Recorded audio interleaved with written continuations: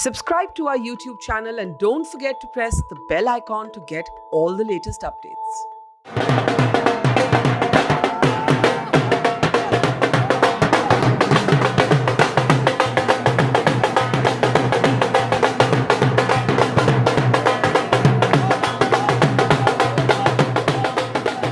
नमस्कार, मेरा नाम है ऋषिकेश और आप देख रहे हैं द मोजो स्टोरी। हम अभी इस वक्त टोक्यो ओलंपिक में भारत की तरफ से जेवलिन थ्रो में स्वर्ण पदक जीतने वाले खिलाड़ी नीरज चोपड़ा के घर पर हैं और यहाँ पूरा गांव और पूरा घर लगातार इन खुशियों में जश्न मना रहा है, पूरा देश भी जश्न मना रहा है।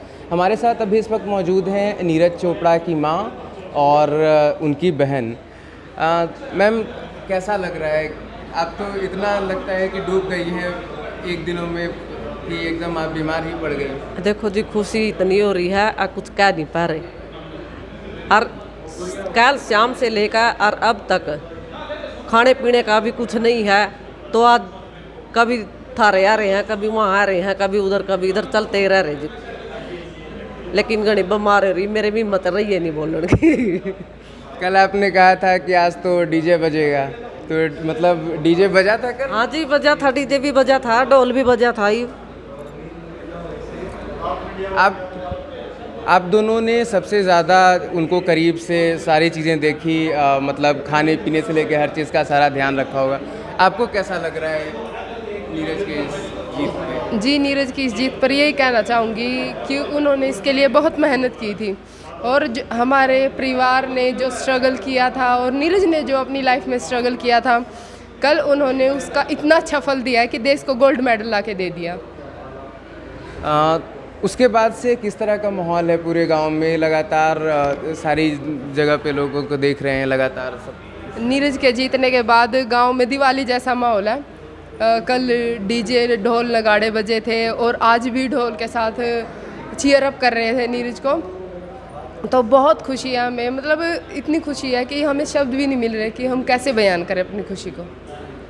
अच्छा मैम, ये बताएं कि नीरज जिस खेल में पार्टिसिपेट करते हैं उसके बारे में आपको बहुत जानकारी रहती है या फिर बस ये जानती हैं कि जीत हुआ हार हुआ? देखो जी, ये कभी खेल देखे नहीं थे, कभी पता नहीं था कि ये खेल हुआ है। ये तो नीरज गया है तब पता लगा है क्या जावलिंग होती है, क्या खेल होते हैं। तो ये बैंड का नहीं पता लगा है कि भाई यहाँ भी गेम है।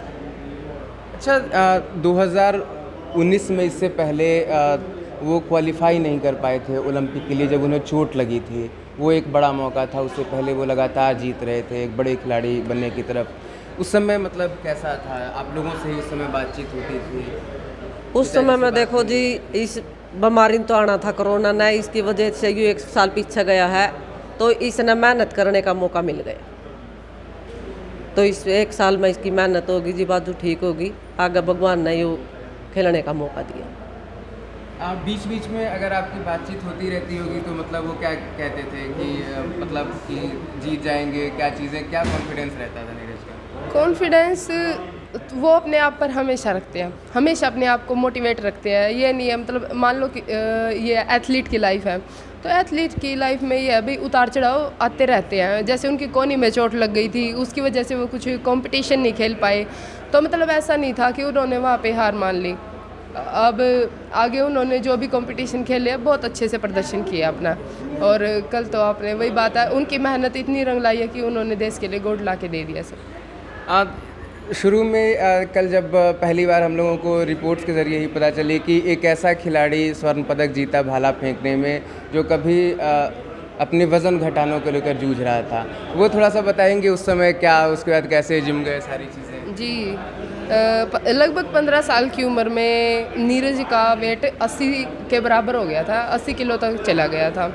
तो फिर अपने वेट को मेंटेन करने के लिए पहले उन्होंने मतलौडा जिम ज्वाइन की और फिर उसके बाद फिर वो शिवाजी स्टेडियम में जाने लगे। वहाँ पे उन्होंने जब अपना वेट मेंटेन किया और फिर उन्होंने अपने कुछ सीनियर्स को देखा जो जेवलिन फेंकते थे। तो उन्होंने, जो उनके सीनियर्स थे, उन्होंने कहा कि आप ट्राई करके देखो। तो फिर जब उन्होंने ट्राई किया तो पहले ही अटैम्प्ट में मतलब बहुत अच्छा गया उनका थ्रो। तो उन्होंने कहा कि भाई मतलब तुम ये करके देखो, शायद तुम इसमें अपना करियर बना सकते हो। तो फिर नीरज की वहीं से जर्नी स्टार्ट हो गई जेवलिन की और तब से लेके अब तक नीरज रुके ही नहीं। और जाके ये जो अंत हुआ, और ये अंत कहाँ हुआ, ये तो शुरुआत ही स्वर्ण पदक से हुआ। पहला ओलंपिक उनका था और यहाँ पे वो स्वर्ण पदक जीत कर आए। अब नीरज के आने का इंतज़ार कर रही हैं, कब वो आने वाले हैं? कोई बातचीत हुई अब तक? नहीं जी, अब तक कोई बात नहीं हुई थी कब आएगा। प्रधानमंत्री जी से तो हुई, आपकी अभी तक नहीं हुई? अब प्रधानमंत्री से हुई है जी, नीरज से तो नहीं हुई। अच्छा, प्रधानमंत्री जी का कॉल आप लोगों को आया था? हाँ जी, हुई थी उसके। तो मतलब कैसा लगा जिस तरीके से उन्होंने बात की, चीज़ें बताई? बहुत अच्छा माहौल था जी, बहुत अच्छा लगा। और बात करी उन्हें खिलाड़ियों से भी और माता पिता को भी, सारे देश को भी।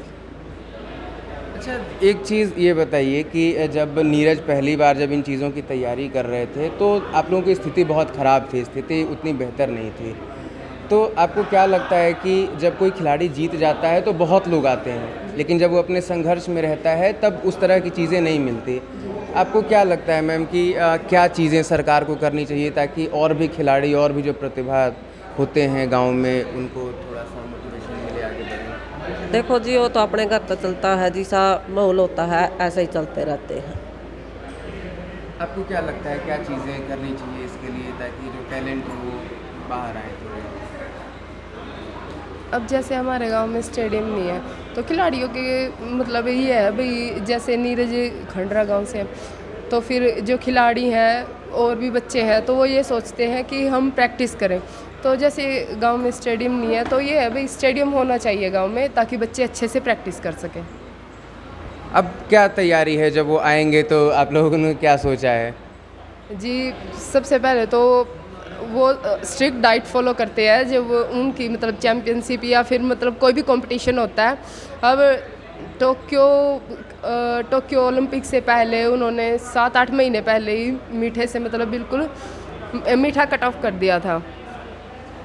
तो फिर अब जब उन्होंने मीठा खाना बंद कर रखा था तो उनके आते ही सबसे पहले उनको चूरमा खिलाया जाएगा और उससे उनका स्वागत किया जाएगा। चलिए, बहुत बहुत धन्यवाद। Thank you sir. तो ये हम नीरज के घर पे हैं और लगातार यहाँ पे जश्न मना रहे हैं गांव के लोग, देश भी पूरा जश्न मना रहा है। और ये तस्वीरें आप देख सकते हैं कि प्रधानमंत्री के साथ है उनकी, और जो भी उनके सीनियर खिलाड़ी रहे हैं सबके साथ उनकी तस्वीरें हैं, और मेडल जब वो जीते हैं तब की उनकी तस्वीरें हैं।